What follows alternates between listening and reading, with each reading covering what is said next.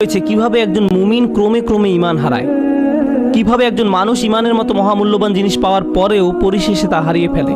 রাতারাতি কোনো ব্যক্তির ঈমান ধ্বংস হয়ে যায় না, একদিন সকালে ঘুম থেকে উঠে কোনো ঈমানদার ব্যক্তি মুনাফিক হয়ে যায় না।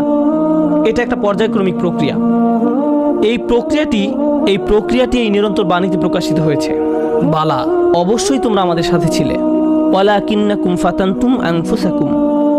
আমি প্রথমে সহজ অনুবাদ বলছি, পরে ব্যাখ্যা করব। ওয়ালাকিন্নাকুম ফাতানতুম আনফুসাকুম। 1 নম্বর, তোমরা নিজেরাই নিজেদের বিপদগ্রস্ত করেছো। আরবিতে ফাতানা শব্দটির অর্থ হচ্ছে কোনো কিছুতে পরীক্ষাতে ফেলা। স্বর্ণ গলিয়ে তার খাদ ফেলে দিয়ে ধীরে ধীরে বিশুদ্ধ করার প্রক্রিয়াটিকেও ফাতানা বলা হয়। স্বর্ণ নিখাত করার প্রক্রিয়াটি কিন্তু সহজ নয়, বরং এটি একটি যন্ত্রণাদায়ক দহন প্রক্রিয়া। ফাতানতুম আনফুসাকুম এর অনেকগুলো ব্যাখ্যা আছে, তবে আজকের খুতবার জন্য একটা বিষয়কে হাইলাইট করব। তুমি নিজেকে বারংবার জেনে বুঝে এমন পরিস্থিতিতে ফেলেছো যেখানে তোমার ঈমান পদে পদে কঠিন পরীক্ষার সম্মুখীন হবে। এখানে জিনিসটা বোঝার চেষ্টা করুন, ঈমানের জন্য ক্ষতিকর হবে জেনেও আপনি বারবার নিজেকে এমন পরিবেশের সম্মুখীন করেছেন এবং নিজেকে বুঝিয়েছেন আমি এটা সামলে নিতে পারবো।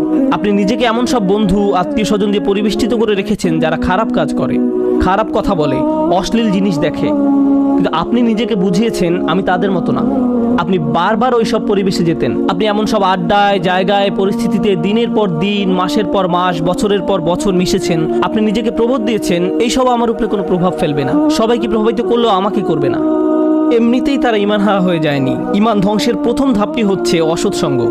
তারা নিজেদেরকে সন্দেহজনক পরিস্থিতিতে ফেলে রাখতো আর তারা ভাবতো এতে তাদের উপর কোনো প্রভাবই ফেলবে না। আমি একটি হালকা উদাহরণ দিব, আশা করি পয়েন্টটা আপনারা বুঝতে পারবেন। বাসায় যখন অনেক তেল মশলা দিয়ে রান্না করেন তখন সারা বাড়িতে সেই গন্ধে ভরে যায়। আপনি বাসার ভেতর থেকে সেই গন্ধ বুঝতে পারবেন না, কিন্তু যখন বাইরে থেকে একজন বাসায় প্রবেশ করে, বিশেষত কোনো আরব যদি আসে, সে ভাবে যে কোনো দূষিত পরিবেশে এসে পড়েছে। কয়েক ঘন্টা পার হওয়ার পর সে অভ্যস্ত হয়ে যায়, শুধু অক্সিজেন মনে হয়।